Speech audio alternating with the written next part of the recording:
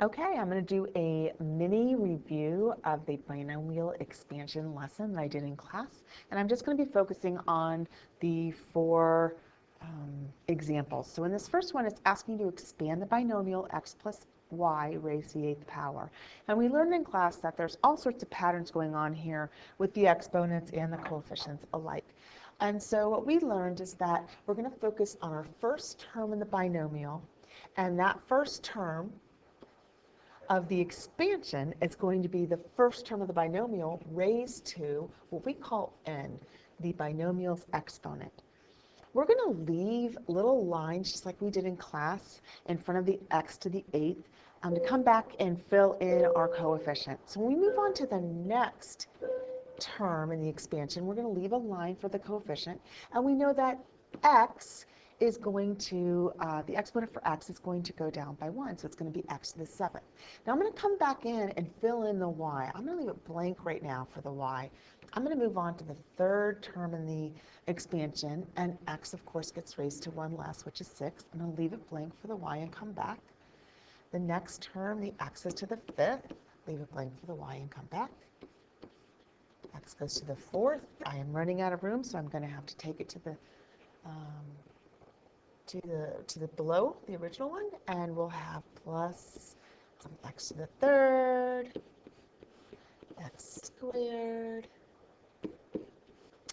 x, and this is where we're going to pick up with the y.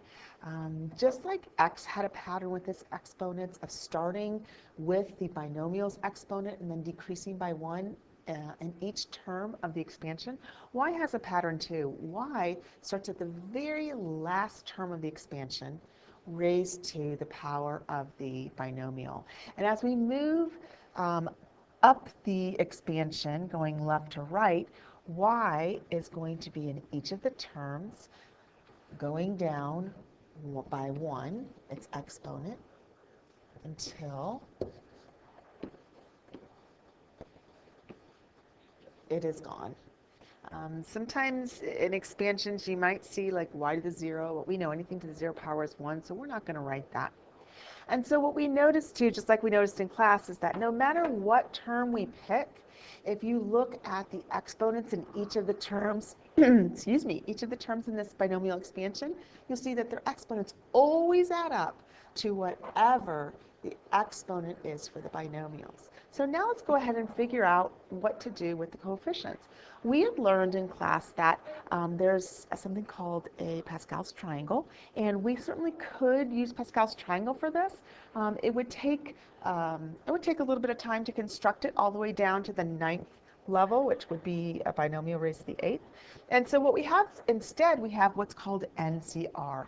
So just a quick review, NCR, we're working with NCR now as we do our probability problems, and we know how we're using it then. But in binomial expansion, we know that N stood for the binomial's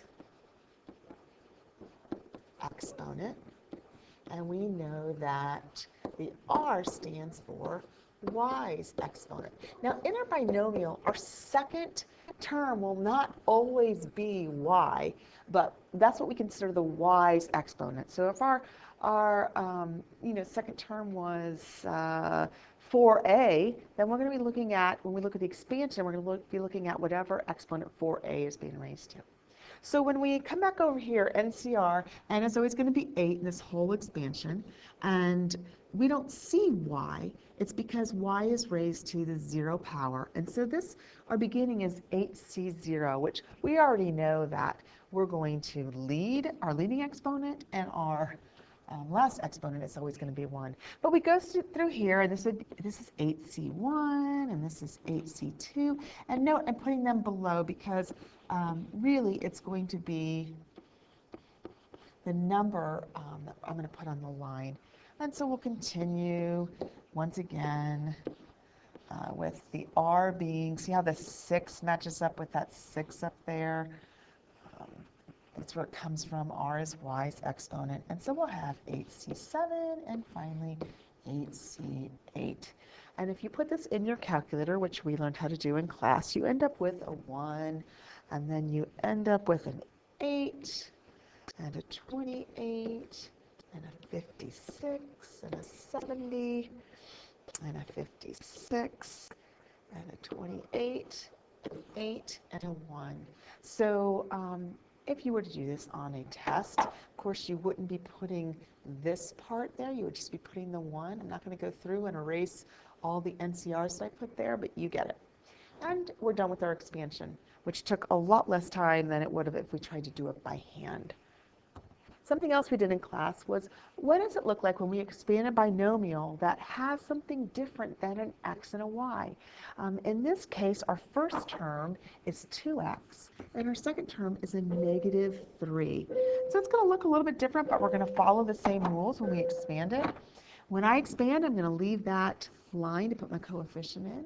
I'm going to take my first term of the binomial, which is 2x, and I'm going to raise it to the exponent's coefficient, I'm sorry, the binomial's exponent, which is a 4. The negative 3 is going to be raised to 0. Then we're going to go ahead and, so we're not going to put anything there. Then we'll move on and we'll have 2x to the third power. We're going to leave it blank because I'm going to come back as I work from the right to the left. So leave a blank spot for there. Then we'll have 2x squared, leave a blank spot.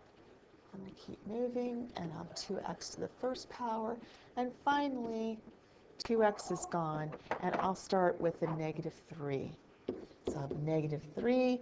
This time I'm going to start with the fourth power, and as I move down, it's going to be the third, the second, the first, and then it doesn't exist there. Note again that if you look at any term in the expansion, the exponents for each term will always add up to 4. And I'm going to go ahead and for this one I'll do Pascal's triangle real quickly. We can make that and see that we've got what?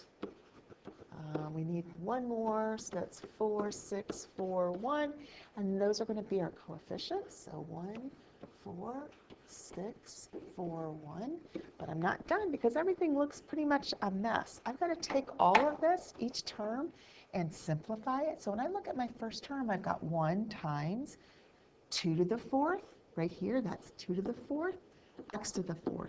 So when I rewrite it, I'm going to rewrite the whole expansion here.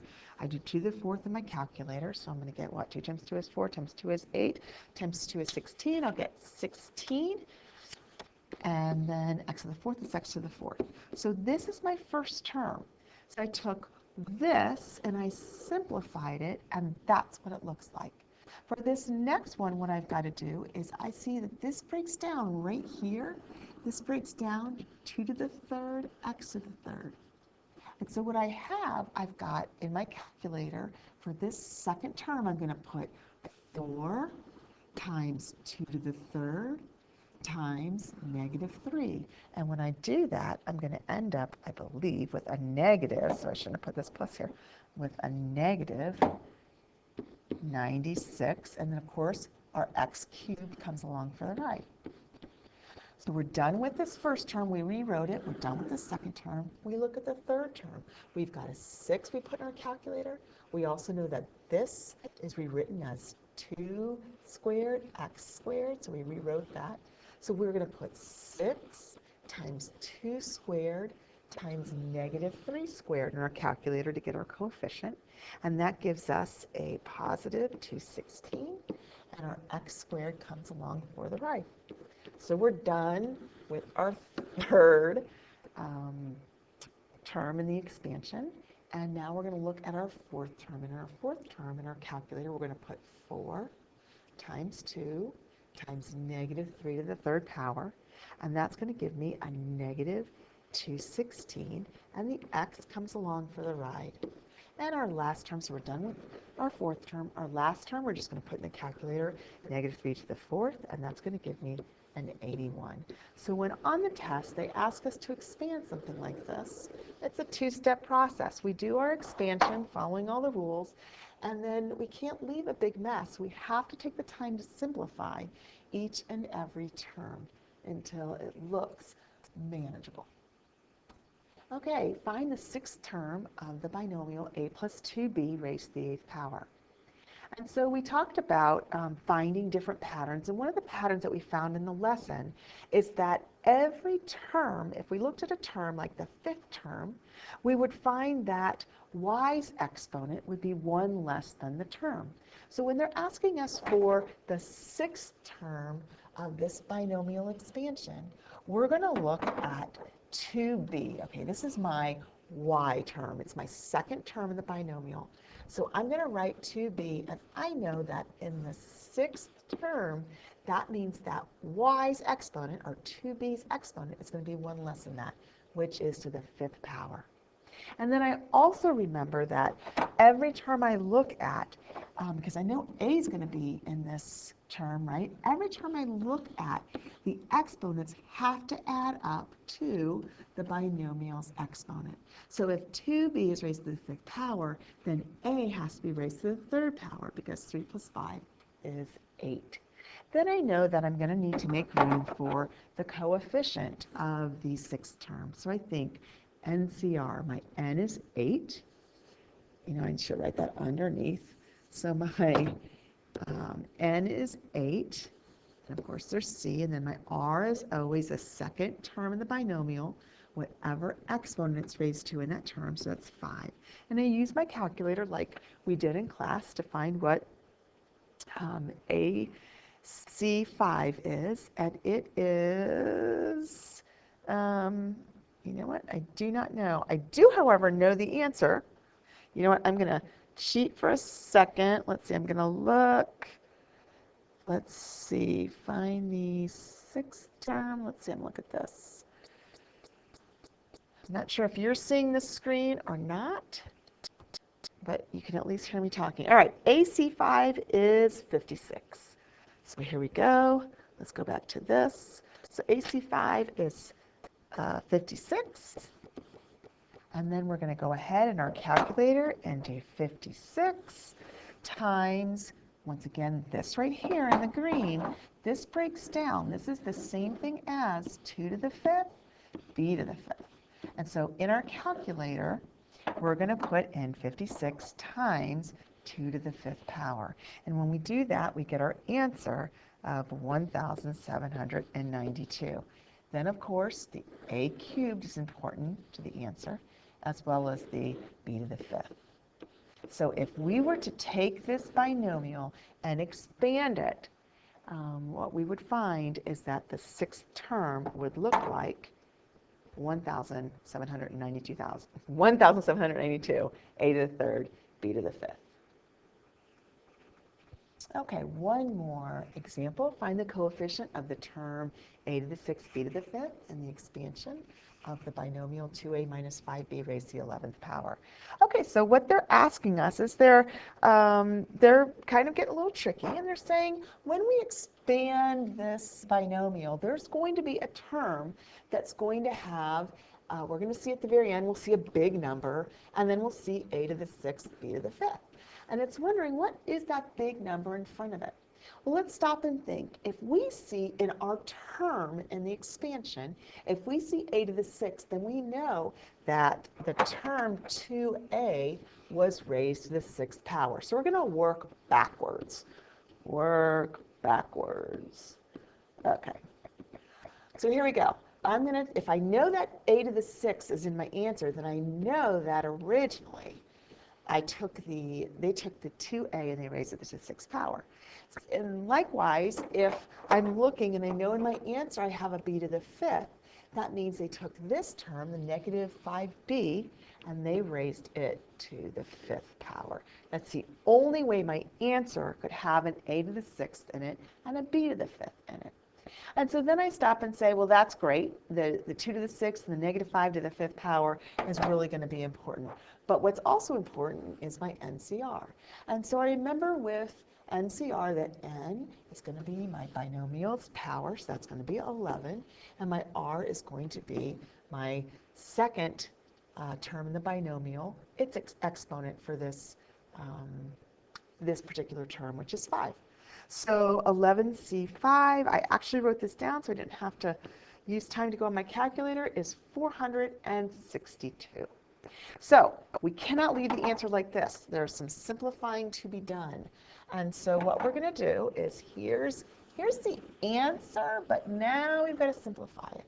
And so one thing to think about is, think about these numbers. We need to put in our calculator 462 times 2 to the 6th, right? Because this is the same thing as 2 to the 6th, a to the 6th, times negative 5 to the 5th power, because this is the same thing as negative 5 to the 5th power times b to the 5th power.